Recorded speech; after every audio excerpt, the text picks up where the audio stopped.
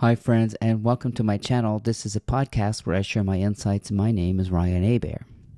And today, we're talking about life is a song. You might hear people say you got to get with it. You got to get a knack for it. You got to be a natural. You got to harmonize. Get in tune with your life. And that's a really good analogy for how this works. After all, it's called the universe.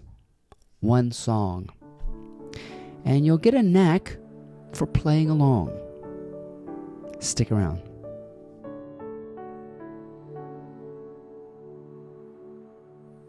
I want to talk about music for a second, namely because I spent the last 30 years as a professional musician. And I often wonder what music is. When I taught music appreciation years and years ago, I would ask non-musicians, non-music students, what's music? And everybody pretty much knows what music is.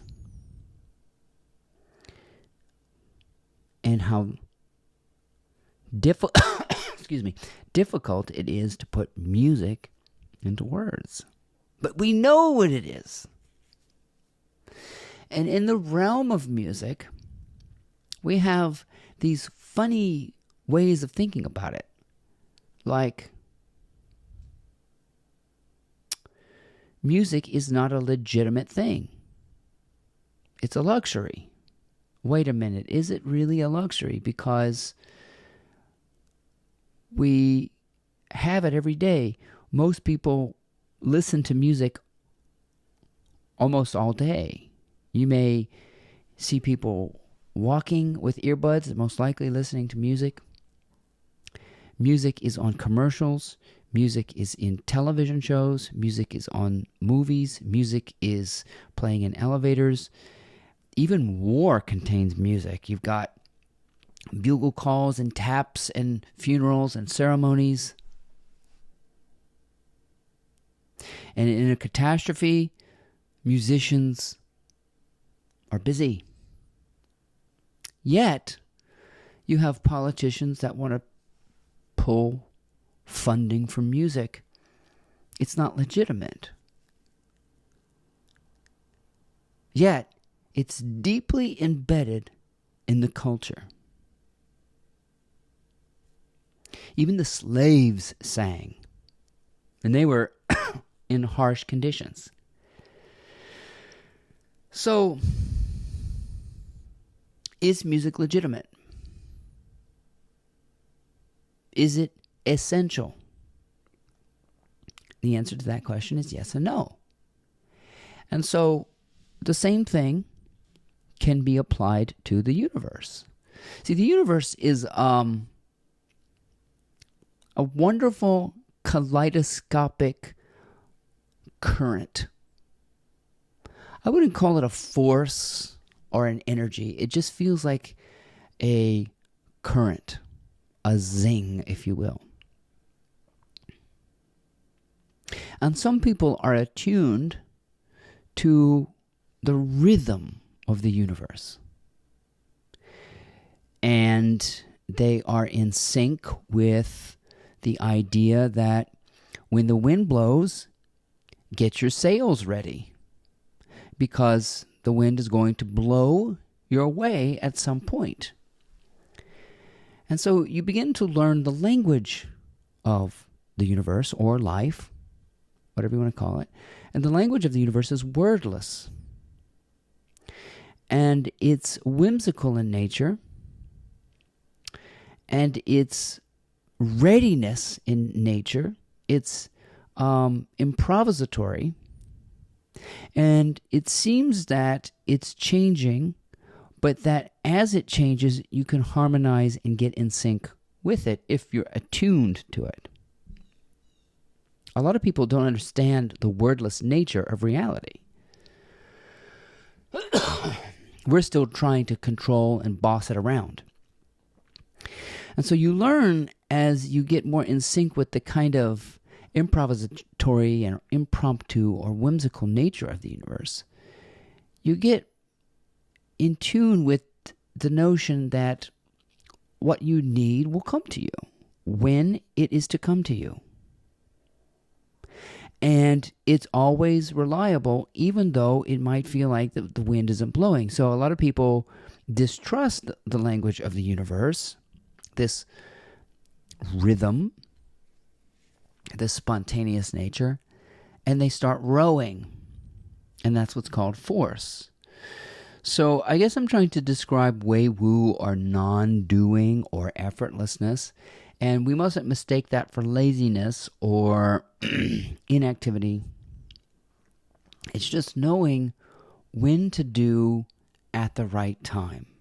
Being ready for the language of action, which is going to speak through you when the time is right. So what makes something work is a mystery. And you can't formulate it. Like many people are leading you to believe that you can formulate the law of attraction. You can make miracles, and this is how you systemize it. You say 10 Hail Marys and you go to confession, and then you're saved. You see, there is a formula to the way the universe works. The way extraordinary works is this way. Well, if you could codify and systemize the extraordinary, it is now routine and habit, and it's lost its effervescence. That is what the church has tried to do. The church, in all of its effort, has tried to systemize the magic of God. It's tried to organize the whimsy of the universe into a system or a formula. And you have spiritual teachers like myself who come across as somebody says, well, this is how truth speaks. Well, truth speaks wordlessly. Truth comes to you surreptitiously. And so it's like saying, well, this is how the music is going to go. And the music does not go that way. Every time you think you know how the music is going to go, the music goes another way. But you get a knack for it. It's like a symphony playing as your life or as the universe, and you realize that the language that it speaks is before the thinking mind has named it, dissected, and assumed its waywardness. So the only way to really enjoy your life is to listen to how it's going. And you can't tell your life how it's going. You can describe where it seems to be going, and sometimes you can kind of anticipate, and you can say, okay, well, I'm in a transition, or I'm in a build up, but you have no idea if perhaps maybe a new song is going to play. You see? But you pick up on the language of it, and you don't know. In the same way that when you're listening to a Beethoven symphony, you're not sure where it's going to go, but it sure is fun to get into the present moment unfolding and listen to it. This is more listening than it is describing. Because if you start describing music as your life is playing, you are talking over the record. And you're making a new song. Your mind makes a new song called a story. And a lot of us follow that script, which is out of tune with the script of the universe, which doesn't really follow a script. It makes it up as it goes along. So the secret to it, if there is a secret, is to go back to when you were an infant. Well, I can't remember when I was an infant. But maybe if you imagine the way an infant would encounter the world, they don't know what they're looking at. There's no difference between the looker and what's being seen. There's just, in the realm of a baby, it's just wonderment. And that's enough for them. It's enough for them. And much like a dog, they are absolutely there. Everything is right there in the present moment. They don't think about what's coming up next, although some dogs know how to fall into a routine. They kind of intuitively know they get fed at this time. Some dogs like routine. Yeah, we understand that. But there is a huge part of your life that is being improvised. And sometimes the tune is going in a different direction and you keep rowing. Or I do. That's what force is. We're rowing in a different direction than the universe is going, and you're not sensing the direction, the speed, the tune. And that's all done before the mind calls it. So the universe flows. And you are an outflowing and outpicturing of that. And you get a knack for it. And you get okay, you become okay with this uncertain path. The river knows where it's going. Clouds are moving. Where they are going, they know where they're going. You know, birds fly, but they don't pre-flight and plan it all out. They know where they're going. We call that intuition. So you know where you're going. You know what you're doing. And the more you relinquish control over it, the more you become true to yourself. Now, this is not going to happen if you say, well, I'm just going to let it all go. What that does is it forces it even more. Or I'm just going to stop thinking about it. That's also a means to an end. That's like, okay, if I stop thinking about it, that's going to solve it. It's not solvable. In that, how do you solve a problem like Maria? How do you solve a problem like Ryan? Well, Ryan's not a problem. You see, a baby doesn't have a problem. A baby is in wonderment. So imagine seeing the world for the first time and you see it in that childlike wonder, and that's enough. It's enough. When am I going to die? That's fine. The answer to that question is, when am I going to die? You see? That will happen. And that will happen in its own right. And you're not afraid of what's going to happen or where the turns go.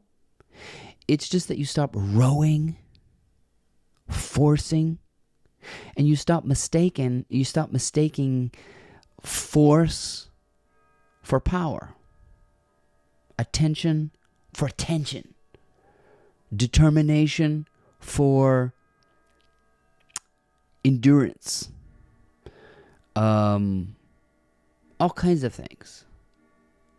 And you're just open to where you are going. And that doesn't mean you won't do anything, but you will put the right amount of effort at the right amount of time.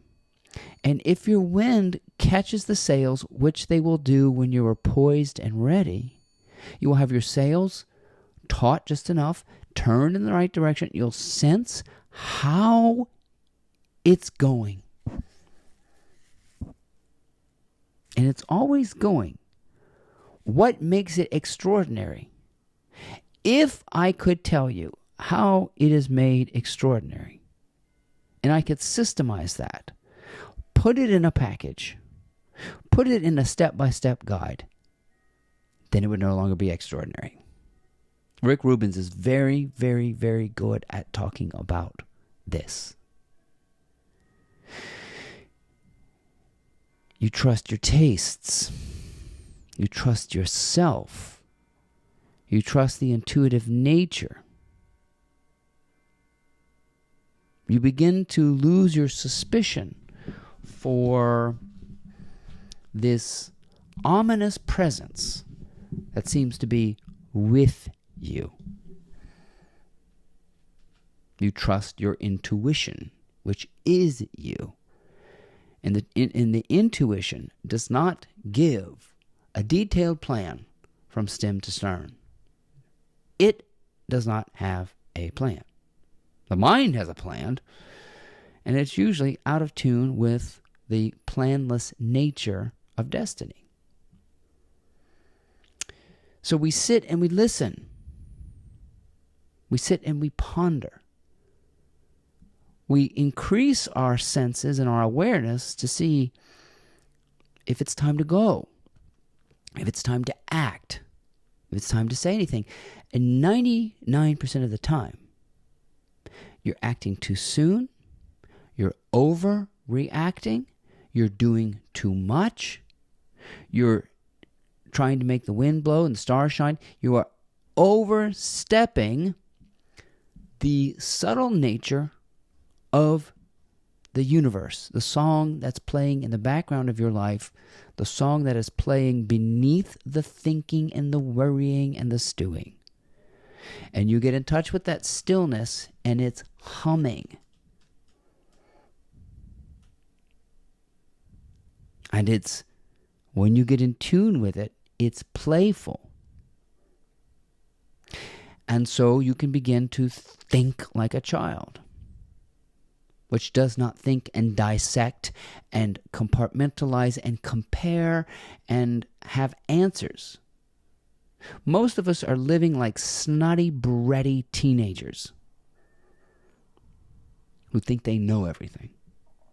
I'm here to tell you, the more you don't know, the more you see the world with a fresh, naked eye, without judgment or naming or a story, you encounter reality for the first time, and you fall in love with it. You fall in love with the improvisatory mystery, and you have no idea where you're going, but you'd rather not be anywhere else than in that unknown place, in tune with the sensation of spontaneity. I don't know where it's taking me, but it's exciting, and I like to play with it. I like to see. A lot of us, we live our lives not wondering if we really want this. A desire is a great way to get in touch with the synchronicity, the rhythm of stillness and silence, and the substance before a thought. The mind before it became filled with language. The communion and eventually immunity to fear. The communion with the spontaneous mystery leads you to a state of immunity from the things that are out of sync with the way. The non-doing, the way woo. You still will do. You still will act. You still will do wonderful things, but not all the time. Pay attention to the direction of the wind, the seasons. When is the right time? You'll get a knack for it. My name is Ryan Hebert. I hope you enjoyed these insights. Please check out my blog. It's called MyMorningMotivator.com, and we'll see you next time.